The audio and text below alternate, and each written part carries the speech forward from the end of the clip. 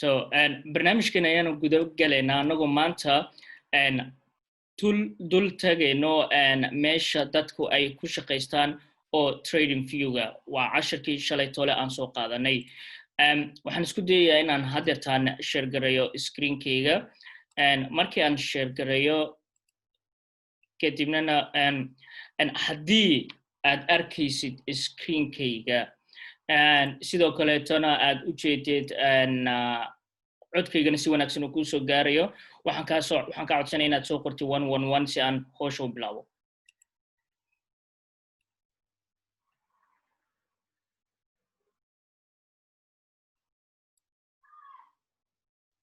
So aad baad u mahadsantihiin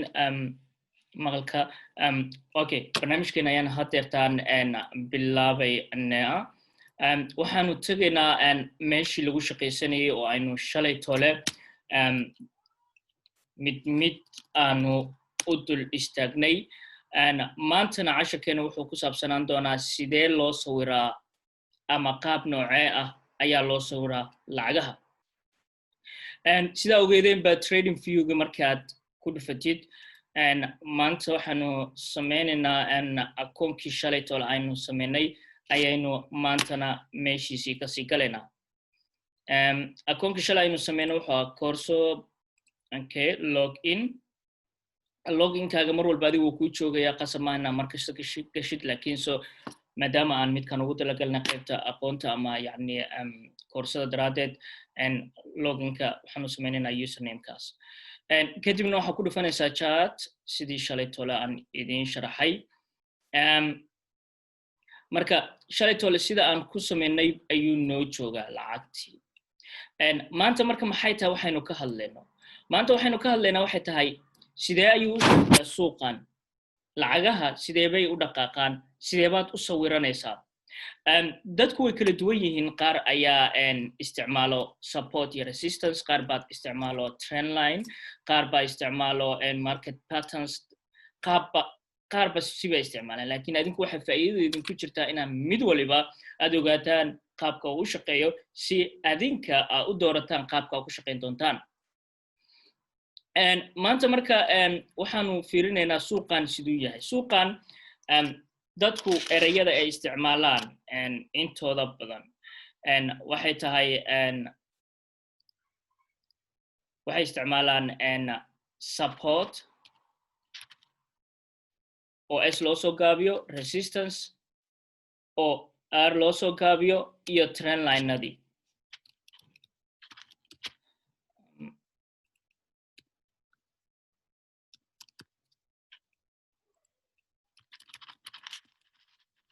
So farta ayaan weyneynayna si aad u aragtaan. Waxaan filayaa qof baa su'aal qaba miya ma garanayo. So anyway waan wadanaynaa sida loo sawiro markii aanu joogno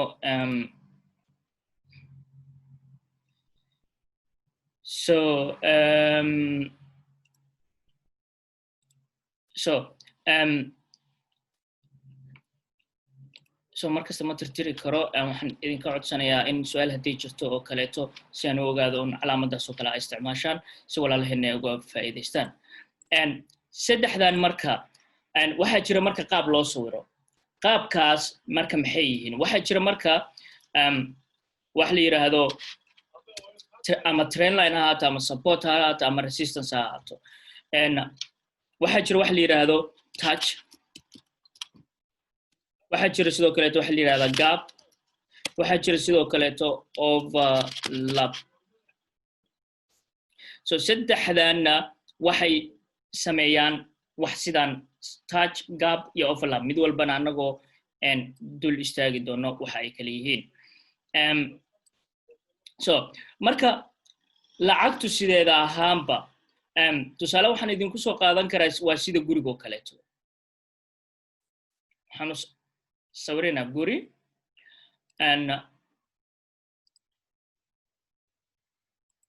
waa sida guriga oo kaleeto. gurigu wuxuu leeyahay meel sare iyo meel hoose iyo meel dhexe.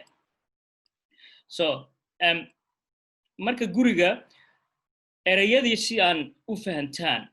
and support haddaa maqashaan support waa waxa dhulka kaa soo celinayo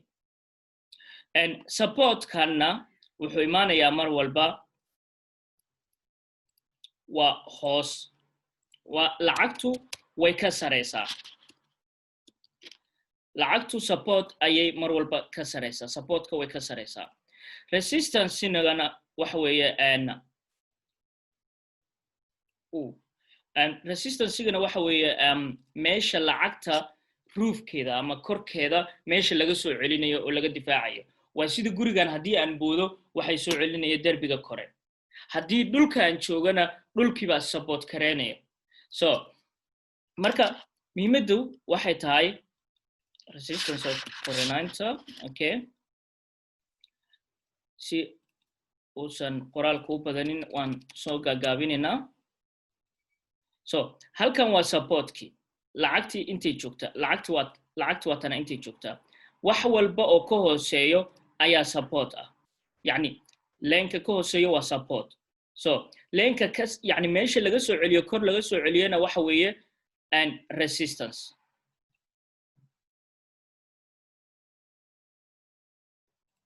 so waa resistance-gii waa meeshan kore oo laga soo celinaya lacagtii mar walba so lacagta marka support marka aad sawiranaysid waxaad isticmaalaysaa horizontal line-kan adiga oo dhigaya meesha lacagta dhulka looga soo celiyo horizontal line-kana marka saas u dhigtid lacagtu waa in ay ku socotaa horizontal line-kan su-aashu waxay tahay miyay respect gareynaysaa mise ma respect gareynayso waxay ku xiran tahay lacagaha qaar baa respect gareeya qaarna ma ay respect gareeyaan qaar trend line-kay respect gareeyaan qaar ma respect gareeyaan qaar market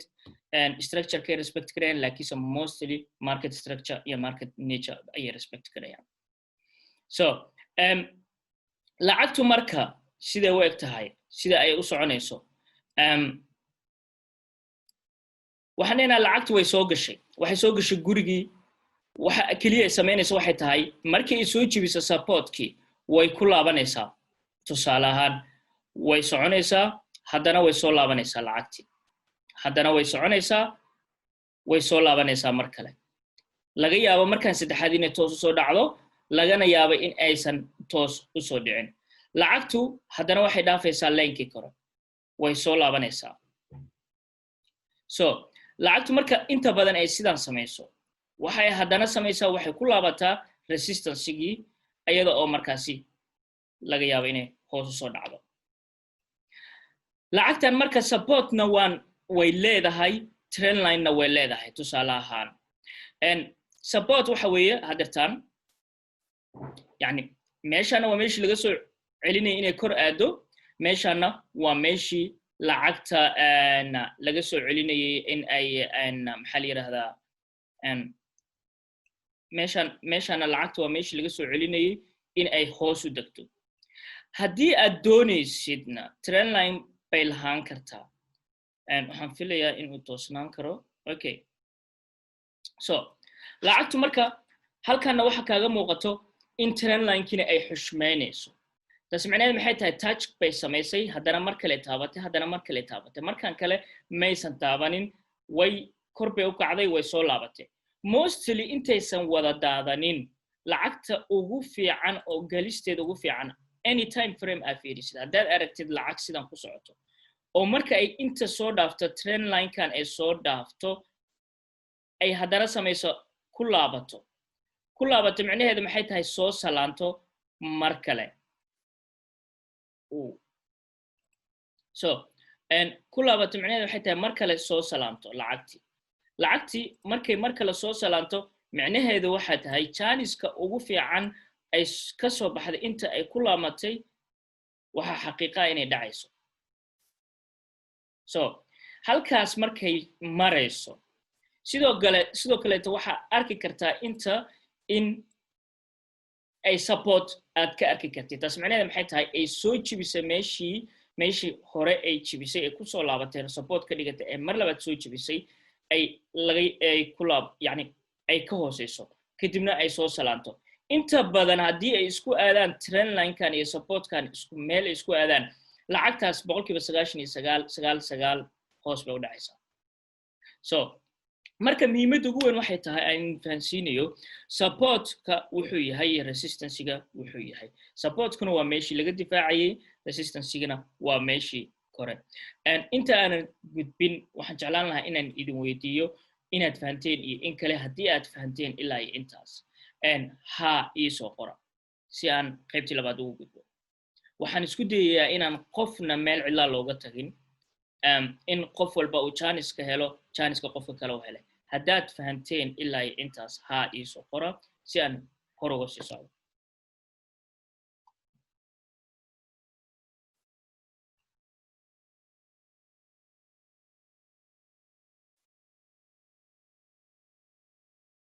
Okay. Okay, what fahanteen. So hadda marka maadaama gurigan aan sawirnay oo gurigan aad ku fahanteen support-kii hoose iyo resistance-kii kore waxaan u gudbaynaa qaabka ay dhici karto inuu support u noqdo ama trend line-ka uga noqdo ama support line-ka aad sawiratay uga noqdo. Trend line-kana waa trend line waa line-kan san raacayo inay xushmeynayso iyo support ama resistance oo line-kan aad ku cabiranaysid. So marka qaybaha maxay u kala baxaan waxay u kala baxaan saddexdooda. waxaan soo qaadanaynaa calaamadihii saddexda ahaa. saddexdan marka maxay u qaybsamaan saddexdan waxay u qaybsamaan haddii aynu sii wadna line-kii line ahaan ama support ama resistance ahaan dhowr qaybood weeye. mar lacagtu waxay sameynaysaa touch ay macnaheedu waxay tahay waxay taabanaysaa trend line-ka sidaan bay noqonaysaa markay trend line-ka ay taabato way laabanaysaa wixii ka hooseeyana saan bay noqonaysaa trend line-ka markay taabato way laabanaysaa taas macnaheedu maxay tahay inta ayay taabatay yacni way istaabteen trend line-kan bay xushmeeyeen. So qayb labaad baa jirta oo gap la yiraahdo. Gap-ka macnihiisu waxay tahay trend line-kii ma ay taabanayso way u soo dhawaanaysaa support-kii ma ay taabanayso way u soo dhawaanaysaa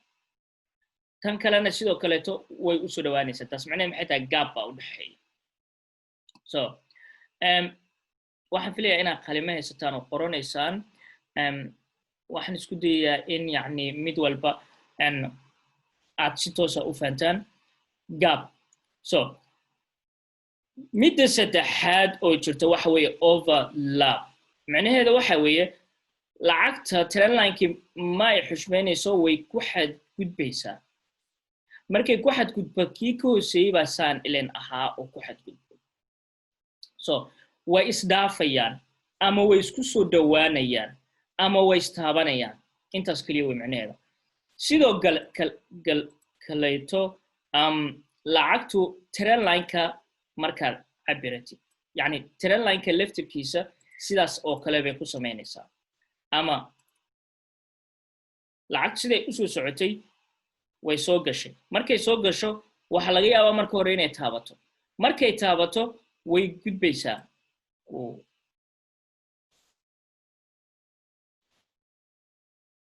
lacagtu markay taabato way gudbaysaa. waxaan isku dayayaa inaan perfect niga dhigaysa u fahantaan way taabatay markay taabato haddana way kacaysaa yacni taabashadii way inta macnaheeda inay taabatay.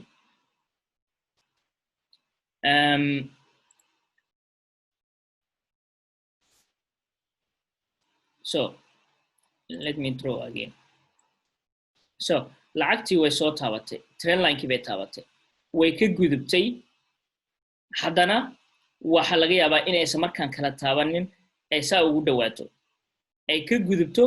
oo haddana waxa laga yaabaa ay overlap samayso ay haddana saa ugu soo laabato. taas macnaheedu maxay tahay halkaas waa meesha dadka inta badan ay trade-ka ku lose gareyn karaan. taas macnaheedu maxay tahay markay soo gudubto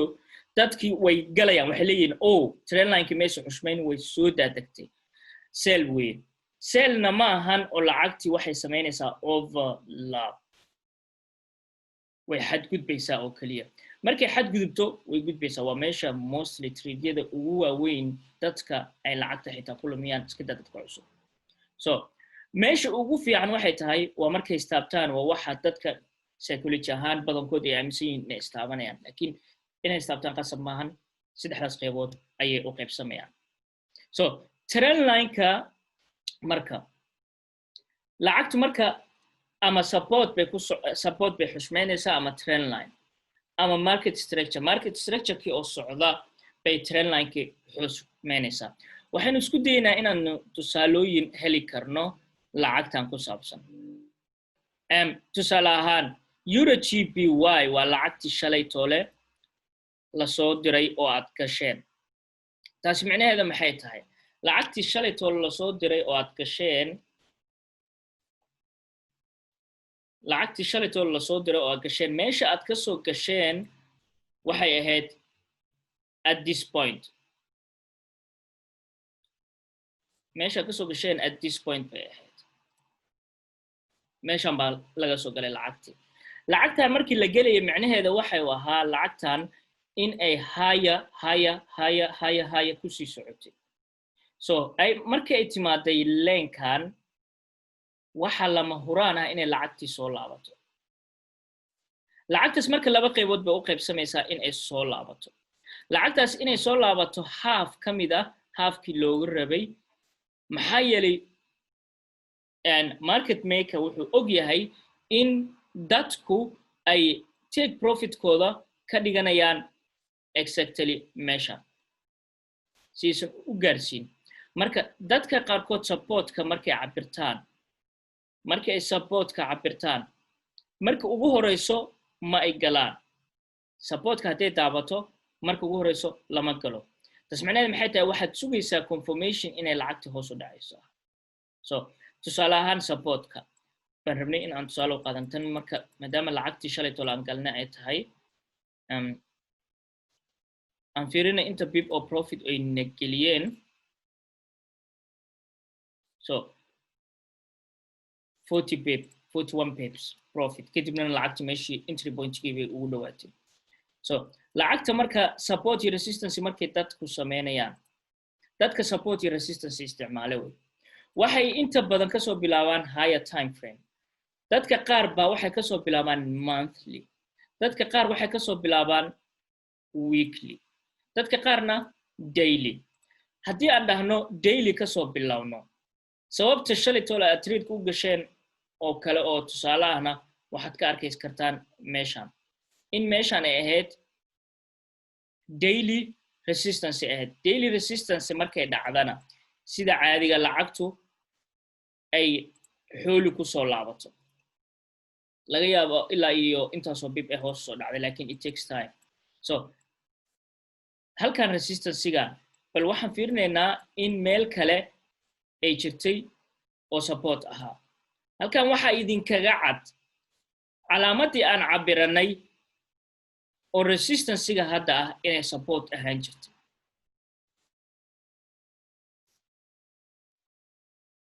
yani waxaa halkaas ka arkaysaan in ay support iyo resistance inaa baratid xitaa muhiim ay ku tahay yani suuqa nooc walbo looga shaqaystana muhiim ay ku tahay inaad baratid yani waxaa arkaysaan halkan support so halkanna waxaa arkaysaan annagoo daily joogna wey waa daily baan joognaa halkanna waxaa arkaysaan in resistance ay tahay haddii resistance-gan ay jebiso ay support soo noqoto waxay lacagtaas dhici karta laba mid in ay jebiso ay lacagtii dadka lacagtooda soo aruursato ay soo laabato markay saa u soo laabato haddana mar labaad ay sii baxdo ay samayso tiis hore mid ka saraysa that's one scenario wey midda kale oo iyadana macquulka waxa weeye in ay lacagtan isla meeshaas ka soo laabato inay isla meeshan ka soo laabato haddii isla meeshan aysan ka soo laabanna waxa dhici karto yani mar walba waxay ku xiran tahay in waqtiga yani aad fiirinayso entry pointigaaga uu ahaado waqtiyada saacadaha saacadda aad soo yarayso entry pointiga aad ka raadsatid inay baxdo ay soo laabato ee ku dhufmo halkan marka labaad taabatay markaas kadib ay dhacdo so marka muhiimadda aan halkan ka leeyahay kaliya waxay tahay in aan idin tuso support halkan meeshan resistancega ay tahay in sidii aan guriga aan idinka soo tusayay tusaalaha ahaan inay halkan support ay noqoto so marka trend line kana sidee baa u sawiran kartaa muhiimaddu waxay tahay in aad yani cabiran kartid ama sawiran kartid lacag walba trend line-ka marka cabiranaysid waxaad soo qaadanaysaa meesha trend line ku qoran tahay lacagta marka trend line-ka waxaad fiirinaysaa xagee baa trend line ii noqon kara maadaama lacagtan daily aan joogo ee higher time frame tahay trend line-ka inta badan waxa wanaagsan 4 hour laakiin daily laftirkiisa waa uu fiican yahay so lacagta marka waxa u jeednaa haddii aan aragno inay kor u socoto waxaad samayn kartaa trend line tusaale ahaan sidaas ah waxaana ka bilaabaysaa trend line-ka mar walba wuxuu trend line kuu noqonayaa markii the second touch ee dhacdal marka labaad ee taabato dad baa marka traderada ugu waaweyn waxa laga yaabaa inay weekii oo dhan hal trade ay galaan halkaas trade ay sugayaan in ay touch saddexaad samaysay yani in ay touch saddexaad samaysay ayay sugayaan sida tan oo kaleeto trend line-ka sidoo kaleeto cashir baa jiri doona oo trend line-ka keliya ku qaadan doontaan laakiin muhiimadda ugu weyn waxay tahay haddeertaan inaad ogaadaan touch gap iyo overlap inuu jirayo so halkan markaan sii eegno oo lacagti aynu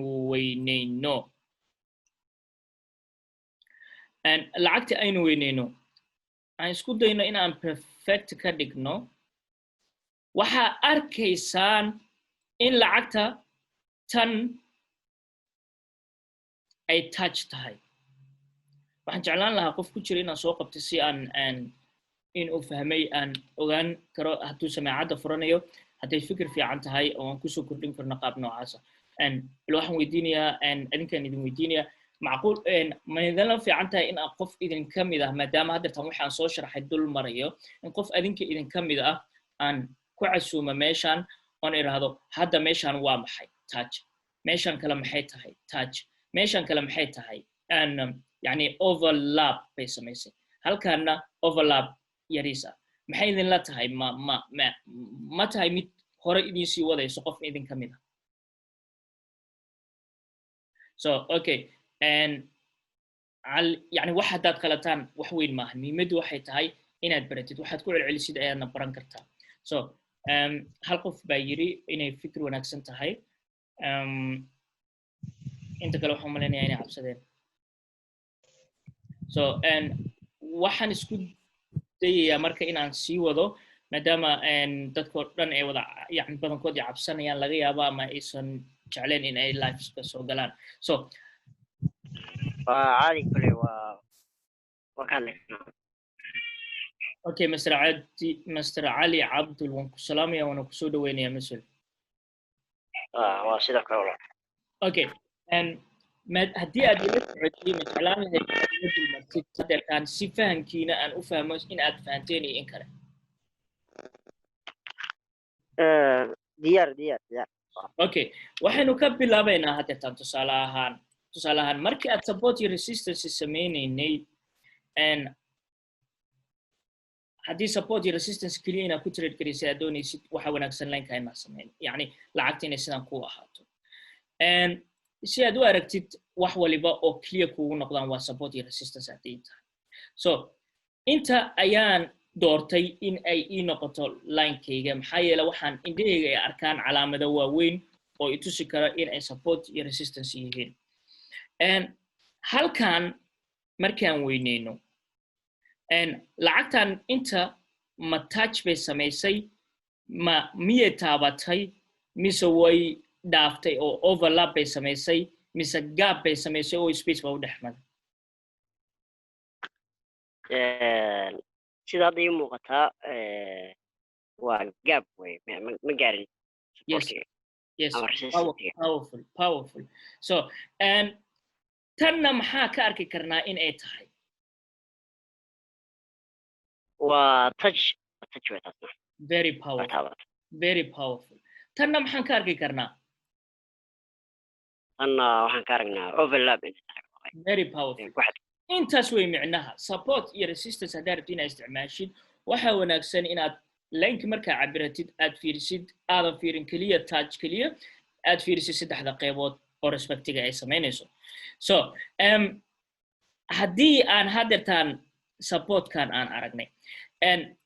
sidoo kaleeto inta waxbaan aragnaa in ay yani inta resistancegaan aragnay waxaan inta aragnaa in ay support noqotay supportkana muxuu micnaheedu noo leeyahay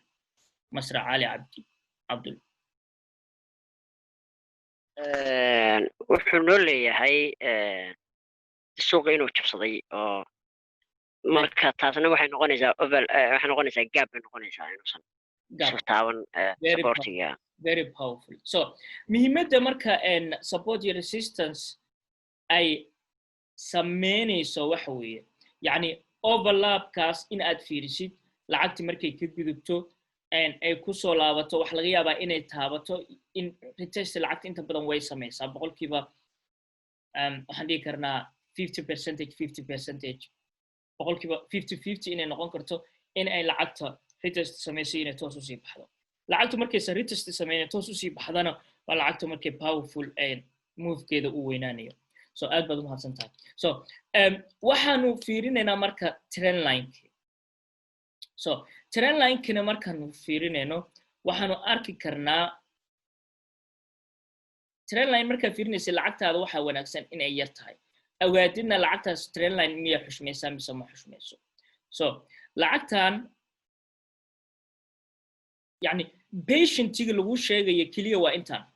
patient ma haddaad maqashaan forex micnaheeda waxay tahay ma ahan patient u lahow lacagta aad luminayside patient u lahow lacagta meeshaad rabtay inay gaarayso halkan waxaa nooga muuqdo in lacagtana trend linekan goormee trend line uu xukmad noo yeelanaya markii koowaad aan sawirnay inay mar kale taabato mar kale haddee taabato micnaheeda maxay tahay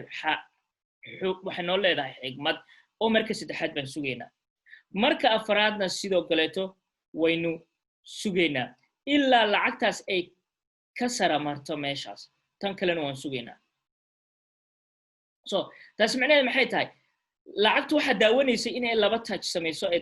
yani line ku taabato line trend line taabato lacagta marka haddeertaan waxaanu fiirinaynaa touchkii overlapkii iyo gaabkii aynu maanta xoog baranaynay support iyo resistancena yani oo supportkii resistancega kusoo aragnay tusaalihiisa inaan trend line tusaalihiisa ku aragno halkan waxa nooga muuqato lacagtan inay touch samaysay touch kala samaysay and then overlap ay samaysay so haddana mar kale ay touch samaysay so taas macnaheeda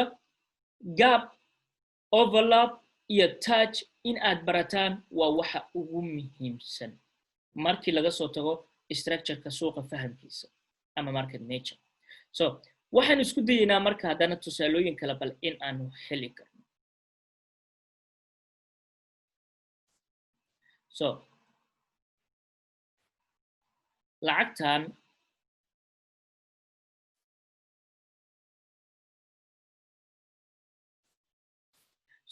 lacagtan markii aanu aragnay in markuu ardayga uu arkay in ay dhacday touch trend line ah wuxuu sugayaa markii labaad confirmationka iska sug okay geesinimo dad lehna way jiraan oo dhahayo okay hadday markaan koowaad taabatay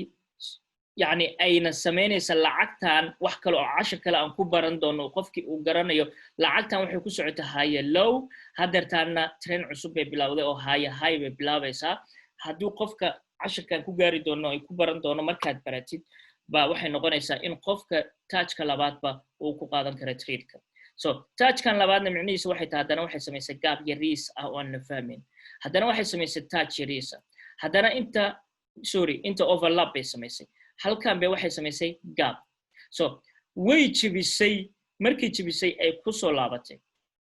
So look at this, markii jibisay ay ku soo laabatay maxaa dhacay? meeshii dadka ay sugayeen, haddii aad ila socoteen markaan cashirka bilaabayay oon idin dhahayay trendline-ka intay saan samayso hoos uga soo dhacdo, dadkii markay saas u taabato waxay galayaan sell, balse kor bay sii aadi kartaa. So halkan maxaa dhacay? way soo dhacday, qofku wuxuu is leeyahay okay intaanu jeer bay soo taabatay hadda resistance bay noqotay, sidaas daraadeed lacagtan hoos bay u dhacaysaa. waa meesha aan idin dhahayay dadka lacagtay ku lumiyaan. meeshaasoo kale markay marayso waa inay indhahaagu ku hayaan kandalada 15 minute-ka, structure-ka iyo market nature-ka 15 minute, 1 hour, 30 minute, waa inaad sii yaraysaa. So waxaa halkan nooga muuqata marka meeshii supportkeed inta ay soo jibisay ay ku laamatay ee mar labaad soo jibisay, mar labaad kor aaday. taasi micnaheedu maxay tahay? haddii ay ku soo laamatay ay touch kale noo samayso, micnaheedu waxay tahay waa inaad buy gali kartid. micnaheedu trendkii bay sii soconaysaa. So muhiimadda cashirkeena maanta ugu weynaa oo ahaa inaad fahantaan overlap, touch iyo gap, sida trendline-ka iyo supportka ay ku noqdaan. waxaan filayaa inaad wada fahanteen. haddii su'aalo jiraan su'aalihiin ayaan ka jawaabaya. su'aalaha qoraal baa kusoo gudbin kartaan, cod ahaanna waad u fasaxantiin.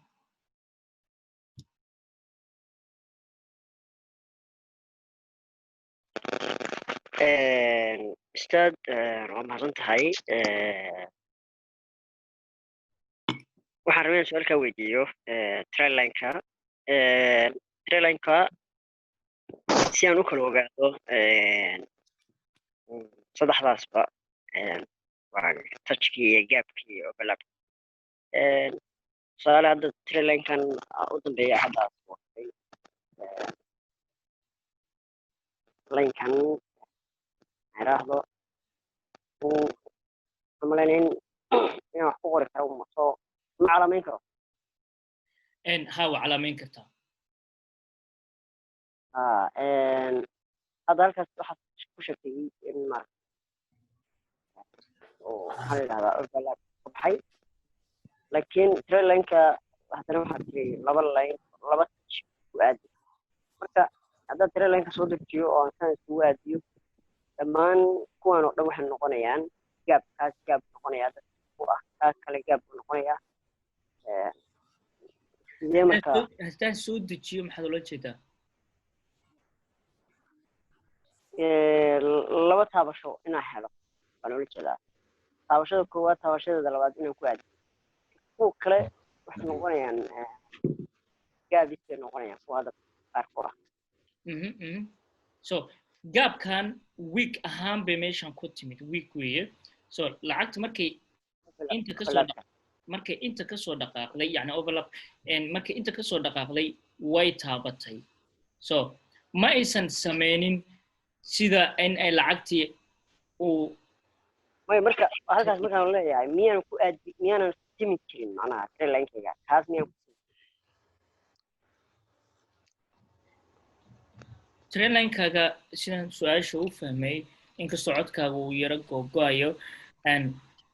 waxaan isku dayaa inaan tirtiro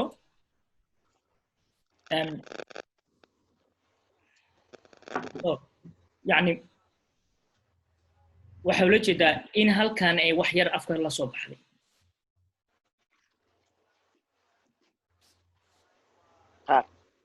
So in halkan afka wax yar la soo baxday, afkan soo waxaan filayaa in qadka yar xun yahay. So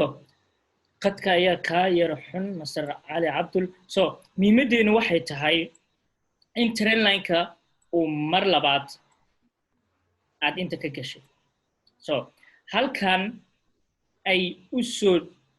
way taabatay, touch bay samaysay, exactly touch. meesha ay overlap ka samaysay meesha overlap ay ka samaysay waad maqli kartaa, waan u maleynayaa. waxaan isku dayaa 1 minute